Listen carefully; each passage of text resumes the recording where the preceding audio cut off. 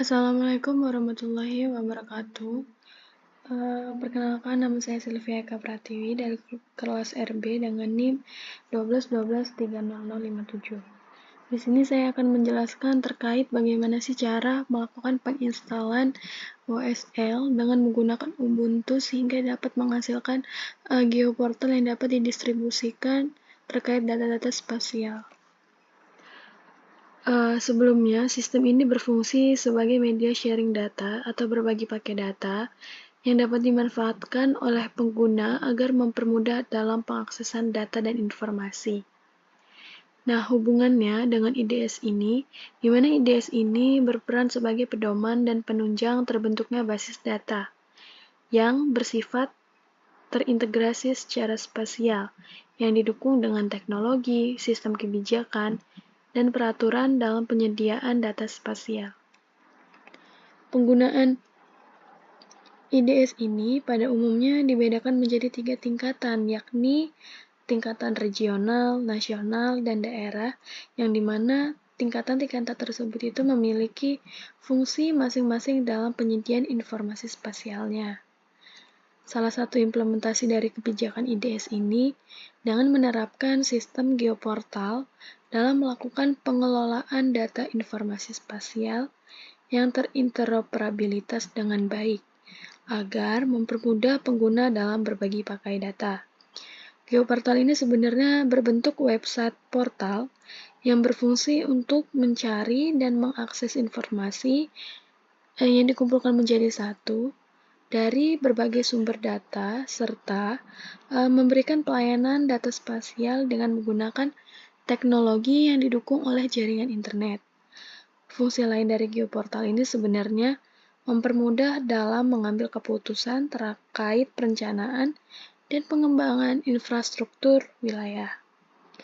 Adapun pembuatan geoportal ini menggunakan sistem Linux yang diinstal dalam Windows dengan menggunakan WSL, Ubuntu dalam pembuatan GeoNote agar dapat dimanfaatkan dalam penyimpanan data-data spasial yang nantinya dapat divisualisasikan dengan menggunakan website geoportal. Adapun tahapan yang perlu dilakukan dalam pembuatan GeoNote adalah sebagai berikut. Sebelumnya, langkah yang pertama yaitu dengan membuka CMD dari Windows PowerShell, di mana kita dapat menginputkan yang pertama yakni WSL Set Default Version 2, di mana fungsi ini untuk mentransformasikan WSL ini ke dalam versi kedua. Kemudian yang selanjutnya dapat diinputkan WSL List Online untuk menampilkan list-list atau daftar dari program WSL itu yang didukung apa saja sih, seperti Ubuntu, Debian, Oracle, OpenSUSE, dan lain-lainnya, termasuk versi-versinya. Kemudian, untuk melakukan penginstalannya, dapat dilakukan dengan sintak WSL install di Ubuntu versi 22 atau 04. Dapat disesuaikan dengan kualitas dari laptop dan sistem dari laptop masing-masing ya. Di mana saya menggunakan Ubuntu versi 22.04. Ini adalah data yang telah saya buat karena saya telah melakukan pembuatan akun, jadi munculnya seperti ini. Nah, untuk tampilannya sendiri sebelum melakukan pembuatan akun dan password itu seperti ini. Nih, setelah proses penginstalannya itu bersifat 100%, nantinya kita akan dimintai untuk membuat username dan password, new password dan retype new password. Ini merupakan akun dari Ubuntu-nya. Nah, di mana ketika kita telah selesai membuat username dan password itu, maka akan muncul tampilan password update successful. Sehingga akan muncul welcome to Ubuntu versi berapa, sehingga dari data tersebut kita berhasil melakukan instalasi Ubuntu. Maka langkah selanjutnya adalah dengan membuka command prompt cmd dari Ubuntu-nya sendiri. Untuk melakukan instalasi Ubuntu, Docker, dan GeoNote. Setelah penginstalan Ubuntu tadi selesai, maka langkah selanjutnya adalah dengan membuka atau menulis script terkait cat etc lsp release untuk mengetahui versi dari Ubuntu tersebut. Kemudian, masukkan data atau script seperti ini. Kali ini, dalam penginstalan GeoNote Ubuntu itu dilakukan dengan 2 tahapan, yaitu versi pertama dan versi kedua. Keduanya ini sama-sama dilakukan untuk melakukan penginstalan GeoNote, di mana fungsi dari sintaks ini dengan memasukkan protokol untuk melakukan pengunduhan GeoNote ini dengan menggunakan cmd dari Ubuntu-nya sendiri.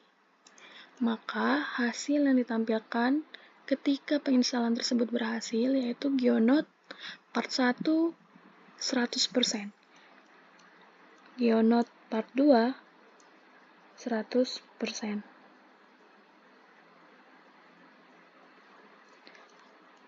Kemudian langkah selanjutnya adalah dengan memasukkan sudo apt repository universe.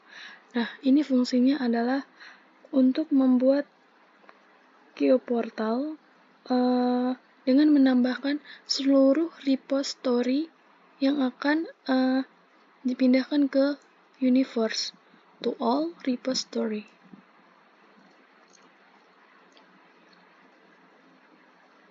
Kemudian masukkan sintak sudo apt-get update di mana memiliki fungsi untuk memperbarui database paket dari sistem operasi Linux seperti security in release, update in release, dan backport in release. Kemudian sudo apt-get install ini berfungsi melakukan penginstalan paket git core dengan menggunakan Python, sehingga nantinya Python ini dapat digunakan dalam penggunaan GeoNote. Proses yang dilakukan cukup lama, tapi tidak terlalu lama.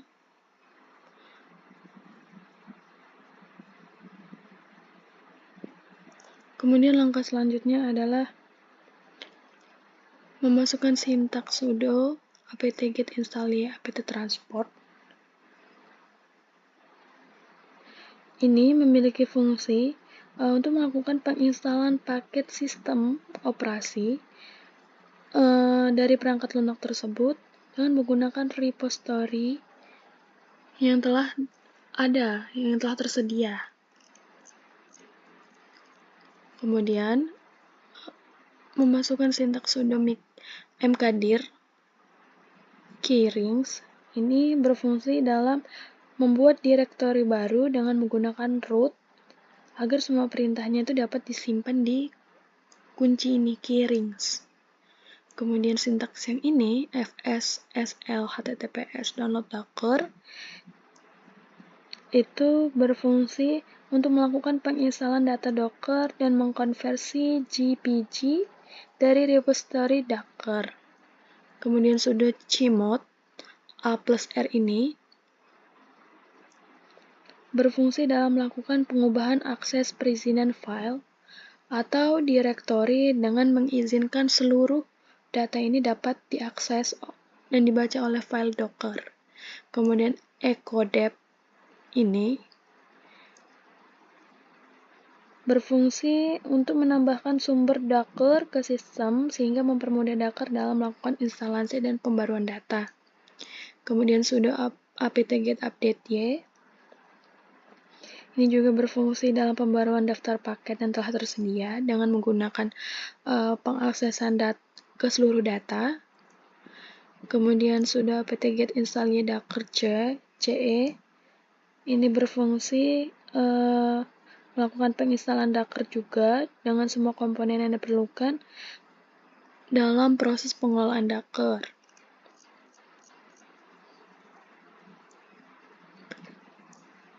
Kemudian sudo apt auto remove purge ini atau purge itu berfungsi untuk melakukan pembersihan dan melakukan penghapusan paket dari perangkat yang tidak diperlukan.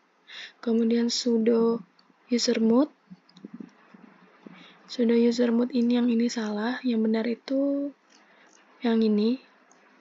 Pertama harus lakukan sudo usermod ag docker ini, kemudian masukkan su user ini, kemudian masukkan passwordnya. Nah, ini berfungsi dalam menjalankan sudo dengan mengubah akun penggunaan, baik dalam penambahan atau penghapusan grup yang tersedia oleh Docker. Kemudian masukkan sintaks git clone https ini. Ini memiliki fungsi dalam melakukan pemrosesan dengan koneksi Gionode pada localhost. Kemudian untuk script yang ini berfungsi untuk melakukan pengecekan apakah instalasi Gionode part 1 dan part 2 ini telah dilakukan. Kemudian klik sintaks cd Gionode project. Ini berfungsi dalam mengubah direktori menjadi folder Gionode. Kemudian git checkout b422 ini berfungsi untuk memperbaiki fitur tanpa mempengaruhi cabang utama. Kemudian source ini berfungsi untuk melakukan perintah yang akan dijalankan dalam shell yang sedang aktif. Kemudian ini git refers itu berfungsi untuk mengetahui cabang yang sedang aktif di repository. Kemudian source ini dia berfungsi untuk memuat skrip virtual ke dalam shell yang sedang aktif. Kemudian yang ini, virtual length Python ini berfungsi untuk menggunakan Python tree dalam memberikan nama myGionode. Kemudian langkah selanjutnya adalah pip install Django. Ini berfungsi untuk menginstal versi dengan framework Django menggunakan Python. Kemudian dilakukan sintaks cd ini untuk berpindah ke direktori lain, kemudian dilakukan pengecekan kembali terkait instalasi Gionode part 1 dan part 2-nya, kemudian masukkan sintaks Django admin start project. Itu berfungsi untuk membuat proyek di Django dengan menggunakan server. Kemudian dilakukan pengecekan kembali, dilakukan sintaks cd myGionode itu untuk mengubah direktori ke folder myGionode Django. Kemudian dilakukan pengecekan kembali. Selanjutnya masukkan Python create infile py. Ini berfungsi untuk penghasil file env yang diperlukan oleh aplikasi tersebut, sehingga perlu dilakukannya pengecekan ls-all untuk menampilkan daftar file secara keseluruhan, baik data yang tersembunyi ataupun data yang tertampilkan, seperti ini. Kemudian untuk Docker Compose build itu berfungsi untuk membuat gambar Docker yang dibutuhkan dalam layanan kontainer. Nah, pada penginstalan ini perlu diperhatikan bahwa building ini harus diselesaikan atau finish sesuai perintah yang diberikan. Misalnya, data yang diperlukan ada 51, maka harus terinstall 51 data.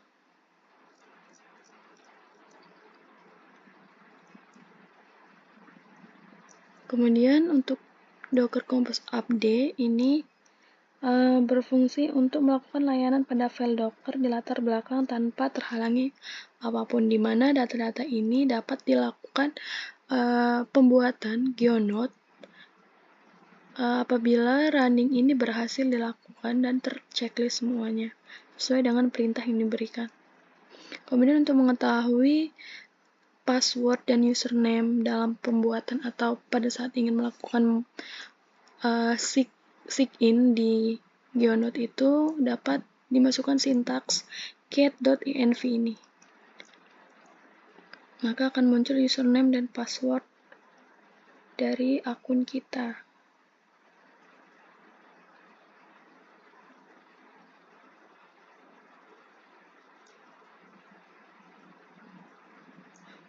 Seperti ini. Oke, selanjutnya kita masuk ke Geoportal, di mana Geoportal ini telah berhasil dilakukan ya, sesuai dengan nama saya, Sylvia Kepratiwi dengan NIM 12123657. Untuk melakukan login sebelumnya itu menggunakan icon admin, kemudian dapat dilakukan pengubahan tema untuk mengganti nama Geoportal yang kita inginkan terkait konten, logo, background, dan lain-lain itu dengan memilih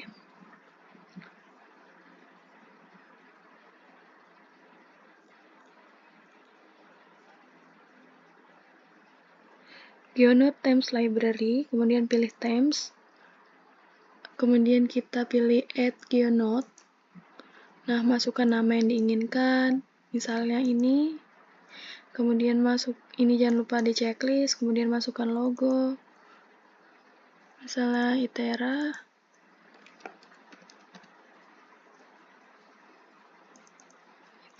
kemudian kita pilih backgroundnya, misalnya saya di sini menggunakan hutan, kemudian terkait title-nya, deskripsinya, kalian boleh isikan yang kalian inginkan. Kemudian klik save. Di sini saya telah membuat, jadi saya tidak perlu melakukan save.